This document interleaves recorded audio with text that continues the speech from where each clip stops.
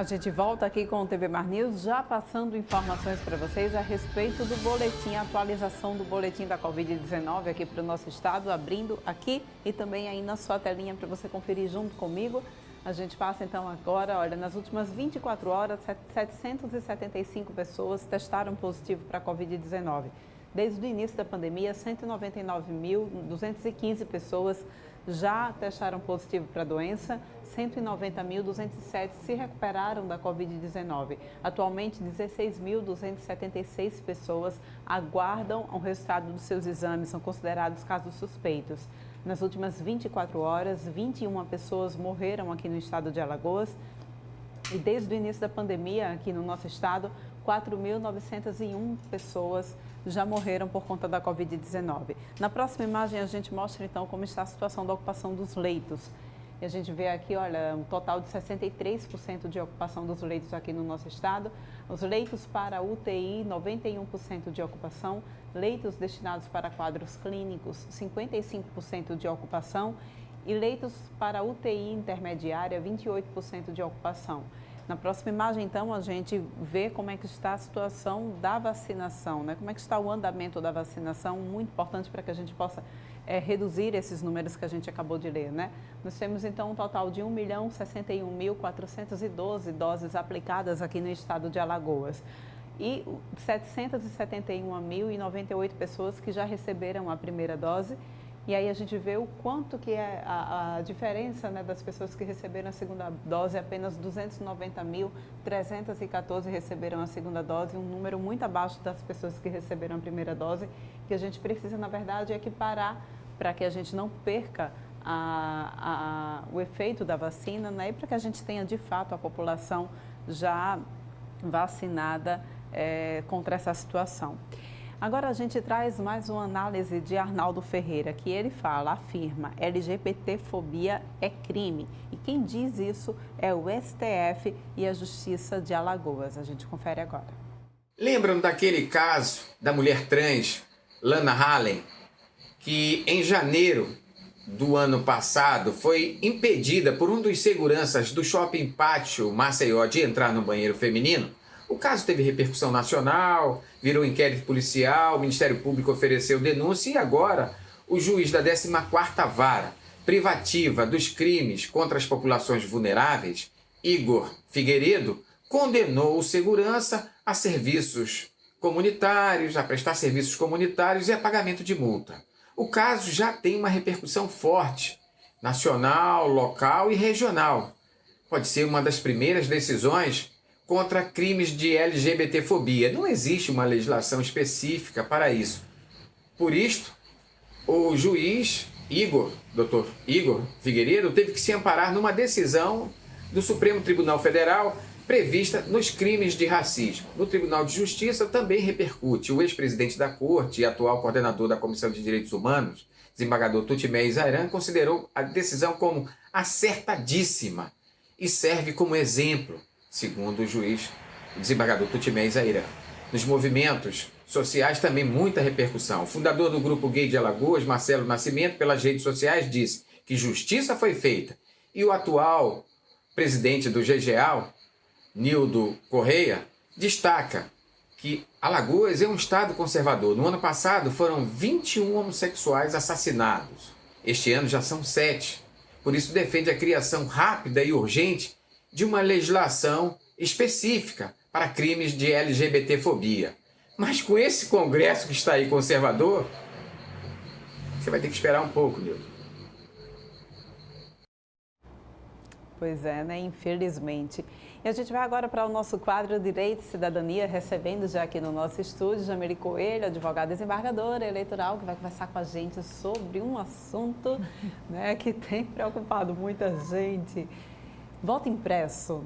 E depois de tanto tempo a gente vai, será, né? Depois de tanto tempo, depois de urnas eletrônicas, a gente vai voltar a ter como comprovar em quem a gente votou, para quê, por quê? Bom dia. Boa pergunta, Porlane. Bom dia a todos e a todas. O que acontece? Sempre que está perto da eleição, como a gente tem falado já há um tempo, voltam as polêmicas, né? O voto impresso, ele foi implementado no Brasil, o voto eletrônico, desculpa, a urna eletrônica, ela foi implementada no Brasil em 1996, parcialmente, e em 1998 em toda a extensão territorial. Eu, particularmente, só votei como urna eletrônica, né? E apesar da segurança que é demonstrada nessa votação, nesse tipo de sufrágio, faz 25 anos que a gente tem isso implementado no Brasil. Todo ano, em toda eleição, dizem que há fraude. O interessante é que ninguém nunca comprovou essa fraude, porque você dizer é uma coisa, você provar é outra, né? E na linguagem jurídica, você não traduz isso em linguagem competente, que é a prova. Não, foi fraudado. Cadê a prova? O TSE, ele coloca à disposição de todas as pessoas, de hackers, inclusive, para você ter uma ideia, são contratadas pessoas especialistas em devassar sistemas para auditar essas urnas, para auditar esses sistemas. A fraude é possível, nunca se provou. É manipulado por humanos, né? Mas nunca se comprovou. E o que a gente vê, principalmente dentro da justiça eleitoral, é que para você fraudar uma urna, você precisa de uma quadrilha, mas literalmente não só 4 pessoas. Você precisa ter a anuência de várias pessoas, porque a urna, na hora que ela é inseminada, é assim que a gente fala, ou seja, com a foto do candidato e com o número do candidato. Cartãozinho, né? O cartãozinho, exatamente. Ele tem vários tipos de checagem, passa por várias pessoas, passa por vários setores, inclusive é aberto ao público. A publicação do edital para todos os partidos irem ver. E mesmo os partidos que hoje estão a favor do voto impresso, eles nunca estiveram lá. Então, assim, é um discurso respaldado um pouco de prova, né? A parte acadêmica, a parte doutrinária, as pessoas que estudam realmente o direito eleitoral entendem que isso é um retrocesso. Não cabe a mim aqui agora fazer um juízo de valor, né? Qual seria a vantagem do voto impresso? Que é o que tem na justificativa da PEC 135/2009, que é o projeto de emenda constitucional. É você vota, a intenção é essa, mas a PEC ela não traz nada disso, tá? Ela só traz assim, vai ter um voto impresso auditável, que possa ser auditável. O sistema hoje é auditável? Sim, eletronicamente. Quando você liga a urna, quem já teve a oportunidade de ser mesário, de ser presidente de mesa, de ser fiscal, é muito interessante. Inclusive, conclamo que sejam mesários voluntários, estudantes de direito, sobretudo, né? Pessoas que têm interesse em participar da vida pública. É uma experiência muito interessante, né? Uma experiência com o público, um exercício de cidadania mesmo. É um unus, é um favor e um serviço que se presta à democracia. Você liga a urna, você tira um extrato chamado de zerésima. Vai aparecer o nome de todos os candidatos, o número de todos os candidatos daquela circunscrição e a quantidade de votos que cada um tem. É para sair 0. Daí o nome zerésima. Ao final da votação, você tira o BU, chamado Boletim de Urna, que são a quantidade de votos que cada uma daquelas pessoas receberam. Esse boletim de urna, ele pode ser impresso para quem solicitar, né? Normalmente, o TSE limita por conta de uma questão de gastos, porque é como se fosse uma fita de cartão de crédito, sim, né? Só que um pouquinho mais larga, de cupom fiscal, sim, só que um pouquinho mais larga. E você prega este boletim de urna, aí você afixa na sessão. E, normalmente, distribui 2 ou 3 para fiscais de partido. Esse valor de votos, ele tem que combinar com a totalização do chip nas zonas eleitorais ou nos tribunais, dependendo se o pleito for geral ou municipal. Isso é auditável. Além disso, antes do processo de inseminação, essas urnas são checadas por técnicos, já vieram inclusive técnicos de fora do país. Ele está aberto. Quem quiser pode tentar devassar o sistema. E uma grande vantagem do voto digital é a gente ter o resultado muito rápido. Né? A gente não fica como nos Estados Unidos, que é uma eleição contada. Infartando. Né? Exatamente. Ou como no Peru agora, né? Ainda não sai o resultado, é uma guerra. E o que é mais importante, Porlane, é a inviolabilidade do voto. É o sigilo do voto. Há quem diga que o fato dele ser impresso vai violar isso. A gente que estuda minimamente a história, né, a gente vê aí o histórico do voto de Cabresto. E aí a gente, depois de tanto tempo, a gente vai ter a possibilidade de ter como provar, digamos, para qualquer pessoa em quem a gente votou, né? Infelizmente, a gente sabe que existe ainda compra de votos, né? E venda de votos também. Isso você acredita que vai fomentar ainda mais essa compra e venda de votos, Jamile? Eu acredito, e aí eu vou trazer uma experiência pessoal minha. Logo que eu me formei, a gente fez a eleição no interior, né? Eu como advogada. E existiam duas situações. Foram em pleitos diferentes, em cidades diferentes. Uma era uma pulseirinha dessas que a gente usa em festival, ou que você, quando você fica no hotel day use, né? Uma pulseirinha que indica que você está participando daquela localidade. Sim. E outra era tipo um cartão de crédito com uma simulação de tarja magnética. Como é que os políticos, né, mal intencionados, porque você tem os bons políticos e os políticos não tão bons assim, e os mal intencionados, utilizavam isso? Época, comecinho dos anos 2000. Eles diziam que na hora que você fosse votar, o movimento das teclas, dos números, eles iriam ser receptados por essa pulseira. Olha só, né? Isso em 2000. E as pessoas Hoje a gente tem Bluetooth. Naquela época não tinha, né? E as pessoas acreditavam. Ou então você precisava votar, você colocaria essa espécie de cartão de crédito em cima da urna eletrônica e quando você digitasse, os dados seriam captados para aquela tarja magnética. Gente, tinha pessoas que acreditavam nisso, infelizmente. E aí ficavam com medo da pessoa em quem tinham prometido votar, saía da cabine de votação e entregava essa pulseira ou o cartão de crédito. Felizmente, na época, o juiz da circunscrição interviu e mandou recolher esse tipo de coisa. Qual é a questão agora do voto impresso? Mas ninguém vai sair com o voto impresso. Ele seria, em tese, porque a gente não tem projeto de lei para isso são teses, de que ele apareceria como se fosse uma plataforma de acrílico, né? Então você veria, confirmaria, ele seria rasgado e colocado numa urna. Já se tentou fazer isso. Na verdade, 2002, 2013, 2015, sempre se tenta fazer isso. Em 2002 foi testado em 6% da população. Não valeu a pena. Filas enormes, deu problema na impressão, deu problema nas máquinas, né? Elas deixaram de funcionar ou não estava legível. E depois foi auditar isso. E se percebeu, na época, que você conseguiria ligar o voto ao eleitor. E é isso exatamente que não se quer. Então, assim, um voto auditável, né? Isso pode causar, inclusive, muitas pendências judiciais, porque aquele inconformado, o que é natural do ser humano, certo? Aquele inconformado vai dizer que eu quero contar.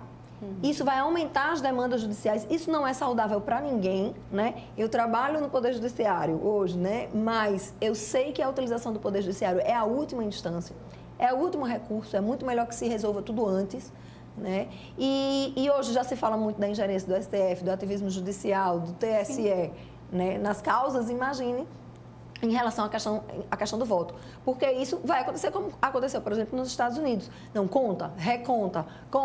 Isso vai gerando um desgaste na população. Infelizmente, né, Jamile, como existem os políticos de má fé, existem também os eleitores de má fé.